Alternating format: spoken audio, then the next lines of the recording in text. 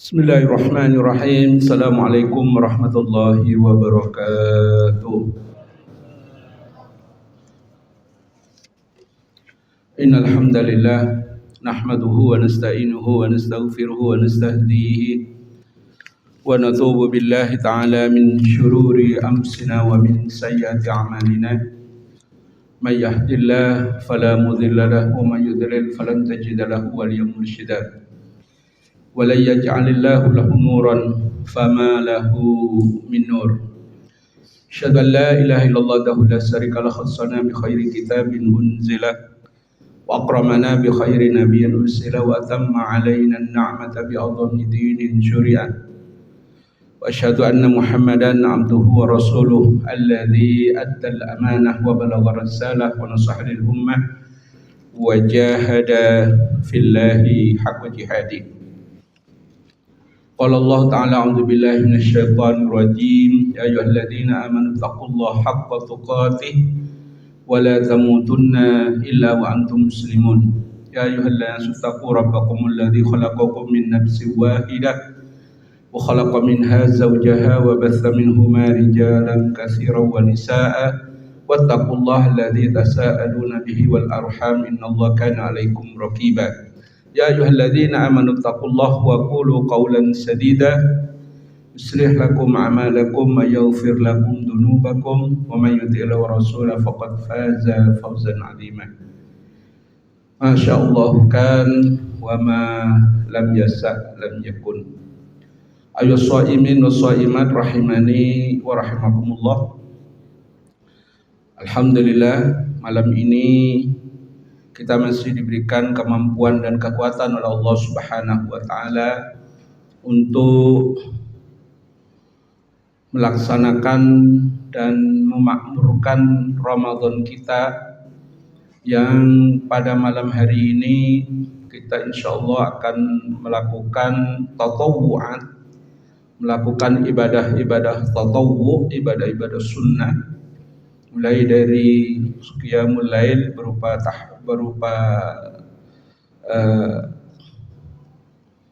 malam hari ini berupa qiyamul lail yang habis isya ini, kemudian nanti kita akan lanjutkan dengan tilawah Al-Qur'an insyaallah. Bergembira pada kesempatan Ramadan kali ini karena kita oleh Allah Subhanahu wa taala di tahun 1444 Hijriah ini kita disatukan di dalam penentuan awal Ramadan, baik itu yang menggunakan hisab bil fi'li ataupun yang menggunakan ru'yat lokal ataupun ru'yat global. Kebetulan sama penetapannya, yaitu pada malam Kamis kemarin. Jadi di seluruh dunia kaum muslimin rata-rata dan tidak ada yang ikhtilaf dalam hal ini, tidak ada perbedaan, semuanya memasuki malam keempat malam ini. Ayo shaimin wa shaimat rahimani wa rahimakumullah. Walaupun demikian, mungkin Ramadan kita tahun 1444 Hijriah ini agak kurang nyaman. Walaupun kemarin masih ada sisa-sisa pandemi Covid, sekarang konon katanya masih ada. Jadi bagi ASN itu dilarang untuk melakukan buka bersama, ya, karena ada Covid yang konon katanya belum selesai. Baik. Para jamaah dirahmati Allah Subhanahu wa taala, kenapa kita ini harus berpuasa? Di dalam ilmu tasawuf, orang-orang sufi, imam-imam sufi itu membagi beberapa grade makhluk hidup yang ada di muka bumi ini. Pertama adalah alamul jamadat. Yang paling rendah dari grade yang Allah ciptakan di muka bumi ini adalah alamul jamadat, atau kalau dalam bahasa kita adalah alam jasad atau alam materi. Alam materi atau materi itu tidak bergerak, tidak berpindah dan tidak berubah kalau tidak digerakkan, kalau tidak dipindahkan, dan kalau tidak dirubah oleh manusia. Batu misalnya tidak bisa kemudian menjadi bangunan masjid sekokoh dan seindah ini kalau kemudian tidak digerakkan, dipindah dan dirubah oleh manusia. Yang kedua adalah alamun nabatat, alam tumbuhan, di mana alam tumbuhan ini oleh Allah Subhanahu wa taala hanya diberi kesempatan tumbuh dan berkembang, tapi oleh Allah Subhanahu wa taala tidak diberikan insting. Dan alam berikutnya adalah alamul hayawanat, alam fauna kalau dalam bahasa biologinya. Alam binatang, di mana alam binatang ini oleh Allah Subhanahu wa taala diberikan satu insting sehingga dia bisa beranak beranak pinak, sehingga dia kemudian bisa melanjutkan keturunannya karena oleh Allah Subhanahu wa taala diberikan insting untuk melahirkan dan beranak pinak tadi. Cuman pada alamul hayawanat, alam fauna, alam binatang ini Allah tidak memberikan satu sifat yang dinamakan sifat al-haya, sifat malu. Binatang tidak diberi insting oleh Allah Subhanahu wa taala mempunyai rasa malu. Alam berikutnya yang paling tinggi adalah alamul insaniyat, alam manusia, di mana oleh Allah Subhanahu wa taala alam manusia ini merupakan perpaduan antara alam ruhiyah dan alam jasadiyah. Di mana Allah Subhanahu wa taala mengatakan Allah menciptakan manusia pertama kali ini adalah dari tanah. Laqad khalaqnal insana fi ahsani taqwim. Kemudian aku bentuk, kata Allah Subhanahu wa taala, manusia ini dengan sebaik-baik bentuk.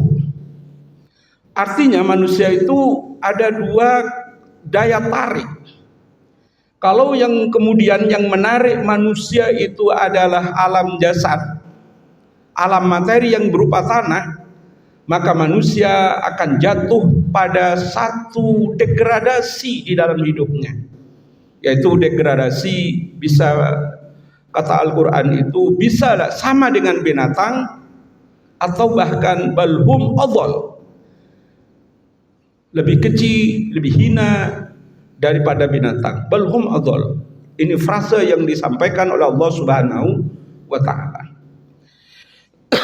Tapi kalau manusia kemudian, para jamaah dirahmati Allah Subhanahu wa taala, dia menempatkan dirinya pada alam ruhi, alam ruh, maka sesungguhnya kepada manusia ini malaikat pun disuruh sujud dan mau sujud kepada manusia yang memang menjadikan hidup dan kehidupannya itu dipenuhi dengan alam ruhiyah. Faktanya adalah di mana Allah Subhanahu wa taala menyuruh kepada Adam alaihi salam, menyuruh kepada malaikat dan iblis untuk sujud kepada Adam dengan sujud tahniah, dengan sujud penghormatan. Kenapa? Karena Adam pada saat itu oleh Allah Subhanahu wa taala alam jasadnya, alam narik yang berupa materi tadi tidak begitu digunakan oleh Allah Subhanahu wa taala untuk dilepaskan oleh Adam alaihissalatu wassalam. Maka para jamaah dirahmati Allah Subhanahu wa taala, kenapa manusia ini kemudian oleh Allah Subhanahu wa taala disuruh puasa? Dan puasa ini menurut Al-Quran juga diwajibkan. Ya, kutiba alaikum siyam kama kutiba alal ladzina min qablikum. Juga diwajibkan kepada orang-orang sebelum Nabi Muhammad ini. Artinya nabi-nabi mulai Nabi Adam sampai Nabi Isa ada satu pensyariatan dari Allah Subhanahu wa taala yang namanya puasa. Sehingga para jamaah dirahmati Allah Subhanahu wa taala, jadi begini gambarannya. Kita, ya kita, terutama kaum ibu-ibu ini, kalau misalnya ke pasar, ya lihat es cendol misalnya, dia tertarik, atau kita juga tertarik. Kita lagi ngabuburit, lihat orang jual ini, jual itu, kita tertarik, wajar, manusia. Karena alam jasad kita itu menarik kepada kita. Tetapi para jamaah yang dirahmati oleh Allah Subhanahu wa taala, subhanallah, ketika maghrib tiba, misalnya tadi waktu maghrib masuk dan disuguhkan kepada kita hanya segelas teh hangat misalnya, yang jajanan sepasar tadi yang kita temukan, yang di jalanan yang banyak orang jualan itu sudah selesai, tidak ingat lagi. Itulah manusia. Sehingga para jamaah dirahmati Allah Subhanahu wa taala, kenapa dalam frase terakhir di dalam surat Al-Baqarah tadi dikatakan oleh Allah Subhanahu wa taala la'allakum tattaqun, supaya kalian itu bertakwa. Menurut tafsir Al-Qur'anul Azim yang ditulis oleh Ibnul Arabi, jadi Ibnul Arabi itu ada Ibnu Arabi, ada Ibnul Arabi. Kalau Ibnul Arabi ini pakai al, dia seorang mufassir dengan satu tafsirnya yang fenomenal, Tafsirul Qur'anul Azim. Kalau Ibnu Arabi itu adalah wihdatul wujud, manunggaling kaulolan Gusti yang kemudian dibunuh pada saat itu. Menurut Ibnu Arabi, kenapa la'allakum tattaqun? La'allakum tad'afuna fatattakuna. Supaya kalian itu menjadi lemah. Supaya kalian ini menjadi sadar bahwasanya lemah itu tidak enak. Karena dalam kelemahan kita juga akan ada, sebagaimana kata Rasulullah SAW, syahrul Ramadan adalah huwa syahrul muasa, bulan berbagi. Maka para jamaah dirahmati Allah Subhanahu wa taala, la'allakum tat'afuna fatattakuna, supaya kalian itu lemah, sehingga kalian menjadi takwa. Kalian akan melihat, adakah saudara-saudara kita itu berpuasa, yang malamnya juga puasa, siangnya juga puasa. Kenapa? Karena tidak ada yang mau dimakan. Supaya kita tad'afuna wa tattaquna. Maka para jamaah dirahmati Allah Subhanahu wa taala, jasad inilah yang kemudian harus kita tarik, karena manusia itu kata Allah Subhanahu wa taala akan diberi ilham. Setiap manusia ini diberi ilham oleh Allah Subhanahu wa taala. Fa'alhamaha fujuraha wa taqwaha. Allah memberikan ilham fujur, ilham untuk kemudian bagaimana hanya mengasah daripada sisi-sisi jasad tadi, tidak mengasah sisi-sisi ruhi tadi. Nah, yang sekarang terjadi para jamaah dirahmati Allah Subhanahu wa taala, ini mohon maaf, di tengah-tengah pejabat kita, walaupun ini puasa hanya dianggap sebagai seremonial belaka. Puasa hanya dianggap sebagai rutinitas yang berlangsung dari dari tahun ke tahun, itu saja.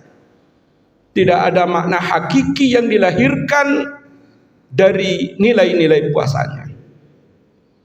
Betapa kemudian kita lihat para jamaah dirahmati Allah Subhanahu wa taala, orang-orang yang memimpin di negeri ini kemudian buta hati, buta mata, sehingga para jamaah dirahmati Allah Subhanahu wa taala, mereka juga rela di tengah-tengah penderitaan saudara-saudaranya yang lain, mereka rela berpesta pora dengan uang-uang rakyat, dengan uang-uang korupsi, dengan uang-uang penilapan, apakah itu yang namanya pajak, apakah dengan pemalakan yang lain, ada di tengah-tengah kita. Kenapa? Karena sesungguhnya saudara-saudara kita itu tidak memfungsikan fungsi daripada ruhinya tadi, tidak kemudian diasah. Yang hanya diasah adalah fungsi jasad tadi.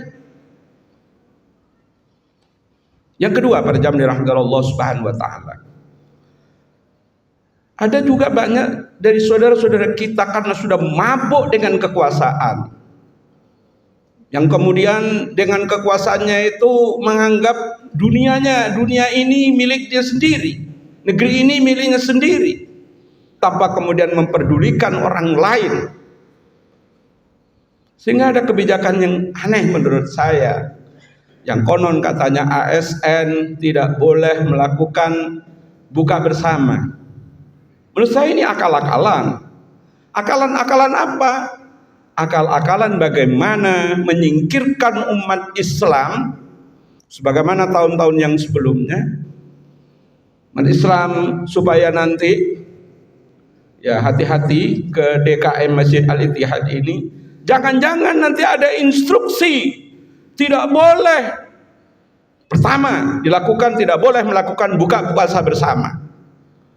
Setelah itu sukses, para jamaah dirahmati Allah Subhanahu wa taala, akan ada instruksi berikutnya, tidak boleh melaksanakan nuzulul Quran. Kalau itu juga sukses, akan ada instruksi berikutnya, tidak boleh melakukan sholat Idul Fitri, karena ini masih masa pandemi, Covid belum selesai.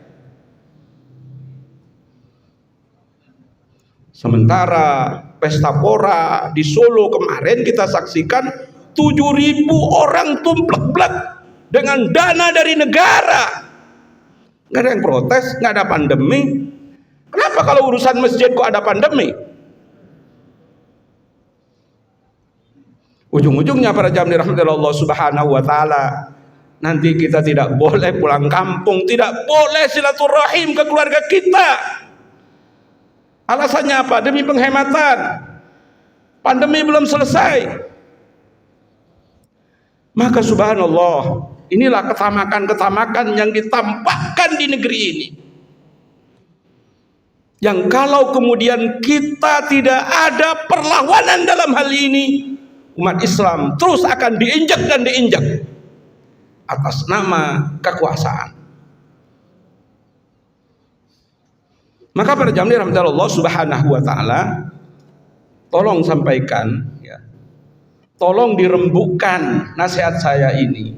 Kita khawatir ke depan ini apa-apa yang ada hubungannya dengan umat Islam dilarang, apa-apa yang ada hubungannya dengan umat Islam dibatasi. Kenapa? Karena yang kebetulan memimpin di negeri ini adalah orang-orang yang memang tamak. Sehingga para jamaah dirahmati Allah Subhanahu wa taala,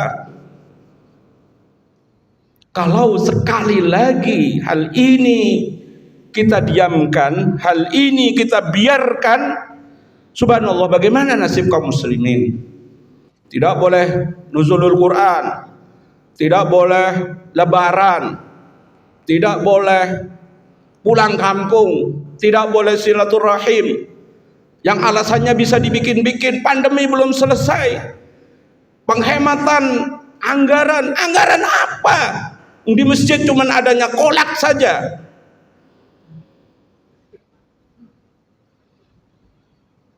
Sementara uang 379 triliun 9 triliun sampai hari ini nggak jelas itu. Katanya uang pencucian uang, katanya ini, katanya itu. Subhanallah. Kalau sekedar kolak berapa sih? Kenapa harus dilarang-larang? Maka benar kata Rasulullah sallallahu alaihi wasallam, di mana Rasulullah sallallahu alaihi wasallam pernah berdoa di dalam satu hadis yang diriwayatkan oleh Imam Muslim, Allahumma man waliya min amri hadhihi ummati syai'an farafaqa bihim farfuq bihi. Ya Allah, siapa saja yang memimpin mengurusi urusan umatku ini, yang kemudian dia menyayangi mereka, maka sayangi dia. Doa Rasulullah pasti dijabah oleh Allah Subhanahu wa ta'ala. Wa man syaqqa 'alaiha fasfuk 'alaihi. Tapi barang siapa, kata Rasulullah sallallahu alaihi wasallam, yang di dalam mengurus urusan kaum muslimin, dia menyengsarakan kaum muslimin, sengsarakan dia ya Allah, kata Rasulullah. Tolong aminin, amin. Maka para jamaah dirahmati Allah Subhanahu wa taala, mari kita senantiasa terus menghadapkan diri kita ini, kita asah spiritual kita, ruhiyah kita, bukan hanya sekedar ngasah jasad kita. Karena kata Rasulullah sallallahu alaihi wasallam, syahrul Ramadan syahrul muwasa. Bulan Ramadan ini adalah bulan berbagi, bukan bulan pamer. Bukan kemudian mau ke kemana, mau ke bandara udara naik Alphardnya ditaruh di apron pesawat, dikawal dengan subhanallah. Bukan itu, saudara sekalian. Karena orang-orang yang semacam ini tidak mengasah aspek spiritualnya, yang hanya diasah bagaimana berkuasa dan berkuasa, bagaimana mendapatkan duit dan duit. Sementara aspek ruhiyah, aspek rohani, dia lupa mengasahnya. Sehingga urusan rakyat bodoh amat, mau lapar, mau mati. Maka kalau demikian, subhanallah, kita khawatir sebagaimana doa Rasulullah sallallahu alaihi wasallam, barang siapa yang menyengsarakan urusan umat ini, maka sengsarakanlah dia nanti di akhirat, ya Allah. Para jamaah dirahmati Allah Subhanahu wa taala, ke depan sebagaimana kata Rasulullah sallallahu alaihi wasallam, iyyakum min ayyamis sabar, kalian akan berhadapan dengan hari-hari yang kalian harus sabar. Sabar dan sabar. Kenapa? Karena Allah Subhanahu wa taala belum memenangkan kita.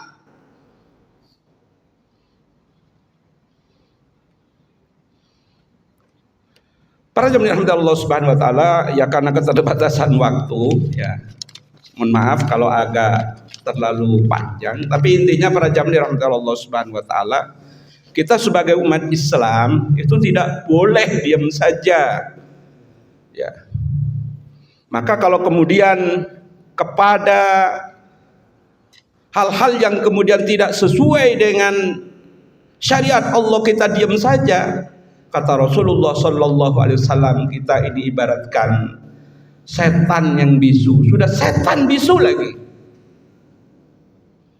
Mari kita terus suarakan bahwasanya Islam itu punya aturan, Islam itu punya tatanan, dan tatanan Islam itu insyaallah diridhoi Allah Subhanahu wa taala dan akan menjadikan rahmatan lil alamin.